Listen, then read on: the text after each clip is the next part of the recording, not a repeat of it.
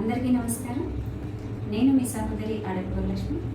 అమ్మ ప్రేమ చాలా విలువైనది, వెలకట్టలేనిది, వర్ణించలేనిది, అసలు ఊహకందనిది. అమ్మ ప్రేమకు మించి ప్రేమ ఈ జగత్తులోనే లేదు.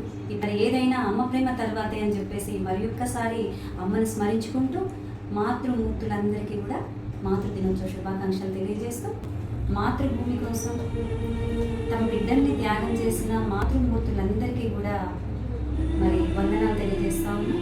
మనందరం ఈరోజు మనము చాలా ఊపిరి పీల్చుకుంటున్నాము అంటే, మన స్వేచ్ఛగా బతకగలుగుతున్నాము అంటే దేశ సరిహద్దుల్లో మన జవాన్లు ఉండడం వల్లనే ఈరోజు మనము స్వేచ్ఛగా జీవించగలుగుతా ఉన్నాం.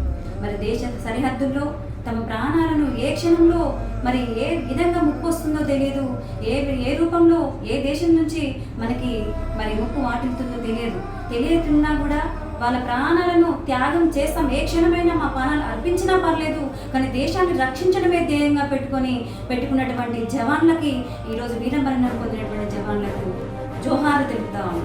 మరి అలాంటి బిడ్డలను మరి కుటుంబం కోసమే కాకుండా ఈ మాతృభూమి కోసం తమ బిడ్డల్ని త్యాగం చేసినటువంటి మాతృమూర్తులందరికీ కూడా వందనాలు తెలియజేస్తా ఉన్నాం మరి మనస్ఫూర్తిగా కూడా.